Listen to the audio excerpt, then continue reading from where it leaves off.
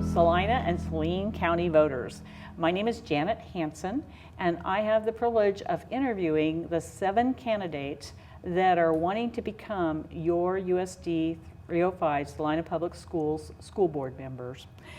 School board members represent the voice of the public, and they provide guidance, oversight, and vision for the district that they serve.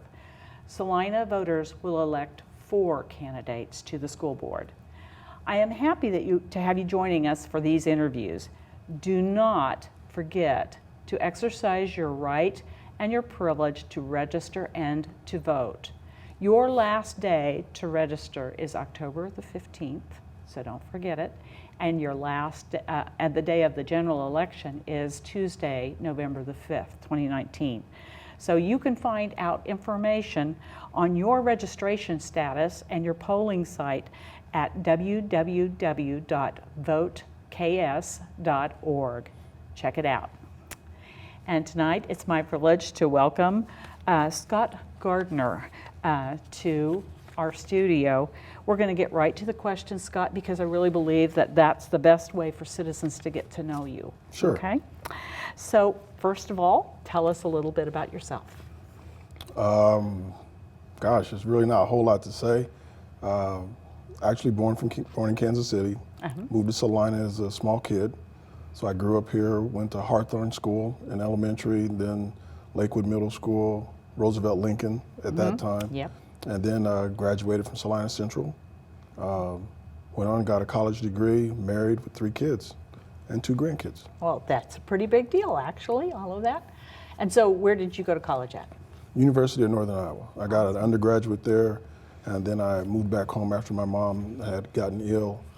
And so my sister could go off to college, and then I got 2 masters from Kansas Wesleyan. Excellent. Well, that's fantastic. So what is your connection to USD 305 public schools? And you've told us a little bit. Tell us more. Yeah. It's where I got my education. Yeah. A lot of love from teachers.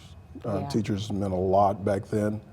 They actually took a strong interest in the kids, not necessarily just in school, but in developing them outside of the school as well. So big drive from that perspective to give back.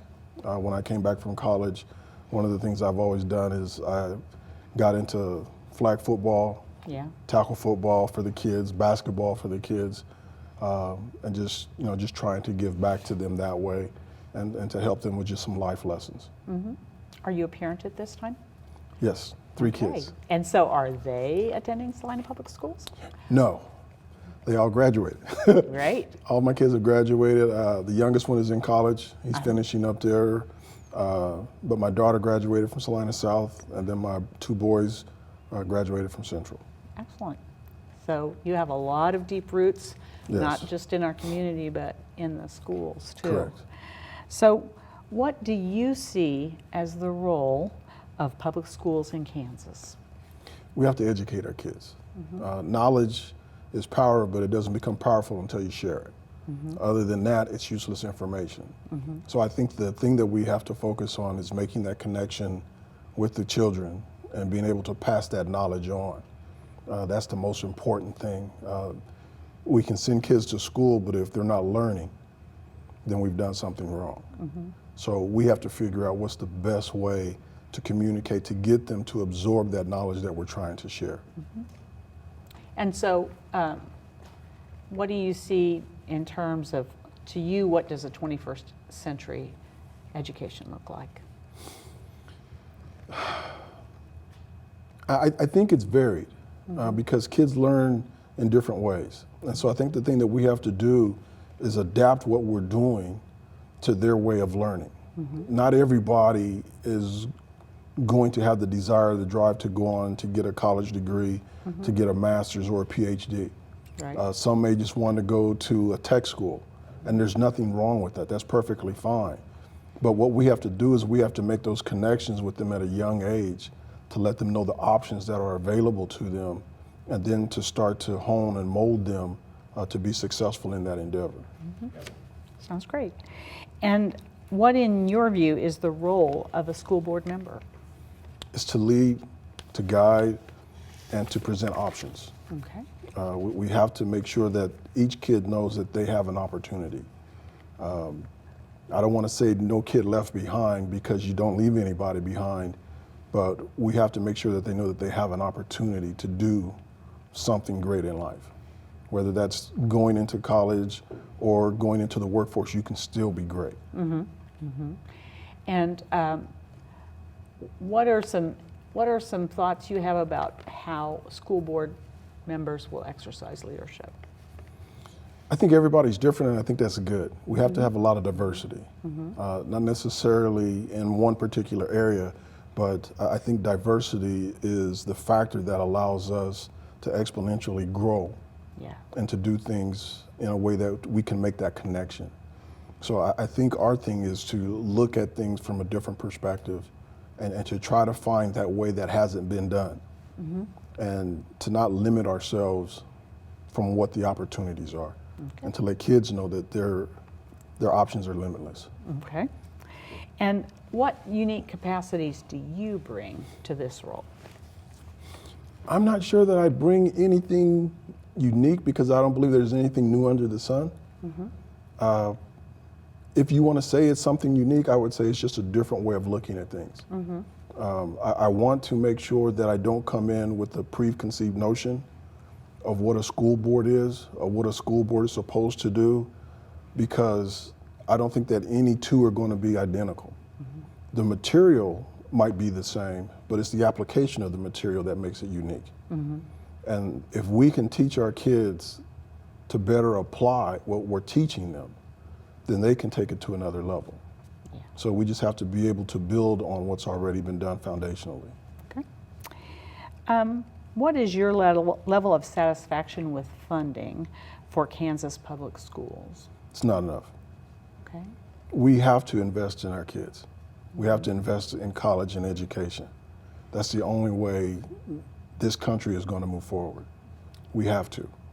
We have to make sure that any kid or any child that wants to go to college can go to college. How we go about doing that, we have to figure it out.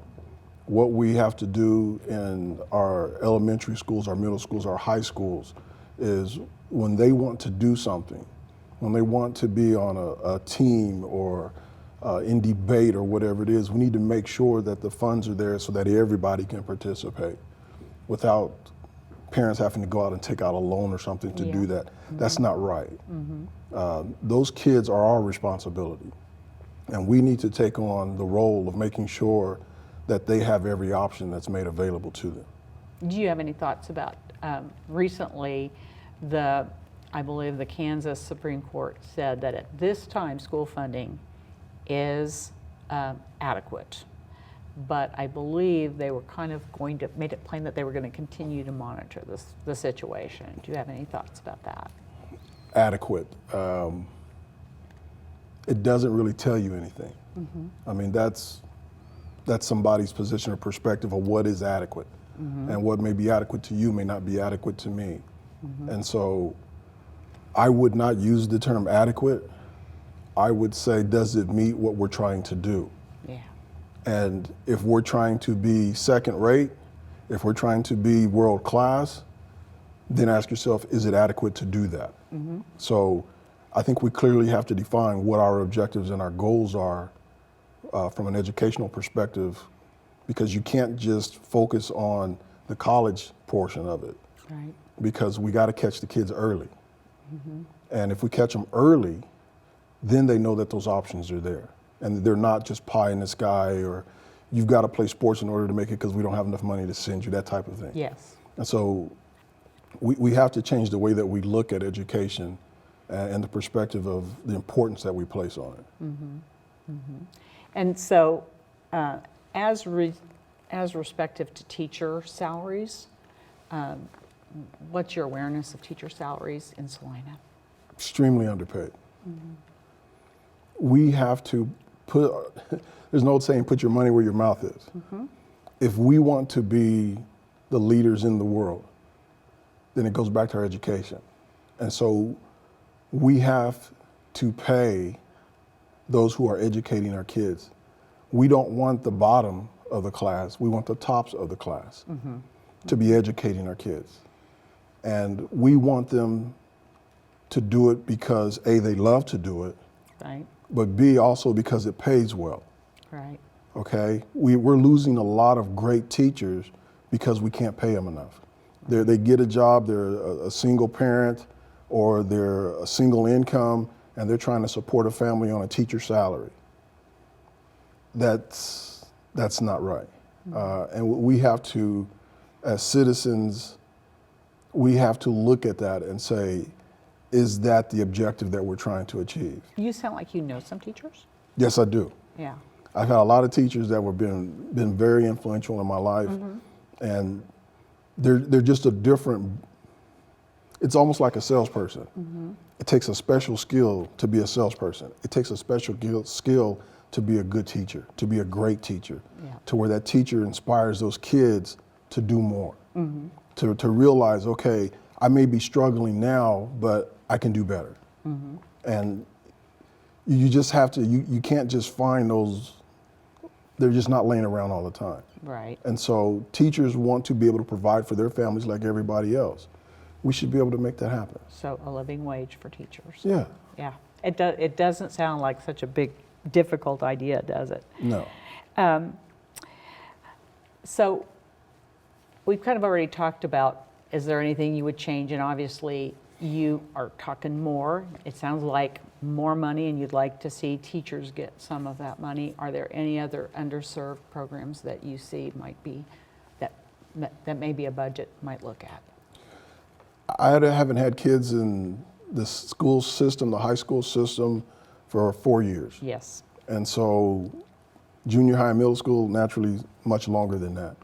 But I think the thing that we have to do is look at, once again, where do we want to go? What do we want to be known for?